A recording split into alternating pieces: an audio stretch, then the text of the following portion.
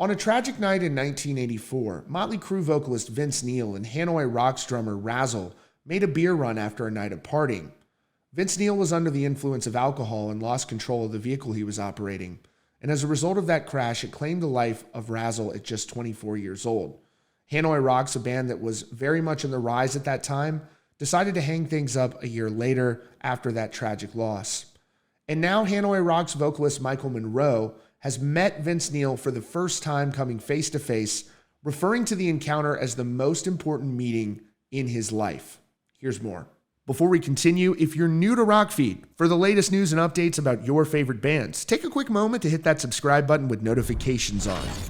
Hanoi Rocks was formed in Finland back in 1979, and initially was formed with vocalist Michael Monroe and Andy McCoy. The band achieved international recognition with their commercially successful records Self-Destruction Blues, Back to Mystery City, and Two Steps from the Move. But it was a fateful night in 1984 when Vince Neil and Razzle were going on a beer run after a night of partying that Razzle would lose his life in a tragic accident. As a result of the crash, Vince Neil was charged with vehicular manslaughter and driving under the influence of alcohol. He served half of a 30-day jail sentence and received 5 years of probation and paid $2.6 million in restitution to the victims of the accident. As a result of the crash, Hanoi Rocks would disband the following year. And now, for the first time ever, Hanoi Rocks vocalist Michael Monroe came face to face with Vince Neil, and he said it was the most important meeting of his life. After the tragic loss of his very close friend and bandmate, he was able to make amends with Vince Neil in person. He had a very positive exchange with Nikki Sixx, Vince Neil, and Tommy Lee backstage at the show and shared about it on social media. He said, "Having a blast hanging at the Rockfest with Nikki Sixx and Joe Elliott. Motley Crue were great. Def Leppard just started and are truly as amazing as always. Good times." Nikki Sixx responded saying, "Great seeing you." To which Monroe replied saying, "It was so lovely to see you, and Vince too for the first time. It was very touching.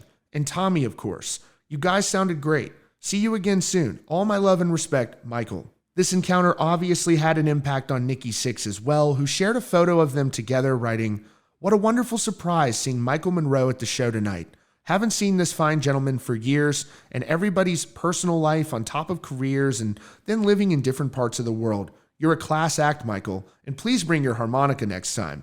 Monroe commented and said, "It was truly wonderful to see you again, my friend. I had the greatest time meeting you all, and it meant the world to me. I will definitely bring my harmonica next time so we can do some rockin' together. Love, respect, and rock and roll, Michael." And then on Saturday, he shared on social media about the moment he met Vince Neil for the first time. He said it was one of the most important moments in his life, and it was clear they had a pleasant exchange. He said, "One of the most important moments of my life was meeting Vince Neil for the first time last night. Razzle always wanted us to meet, as he thought us singers were a lot alike. Under different circumstances, both bands probably would have ended up as good friends, but fate had other plans. Thank you for your time, Vince. We didn't say much, but your eyes told me more than 1,000 words ever could, and your singing was great at the show. Nice to finally see you guys live."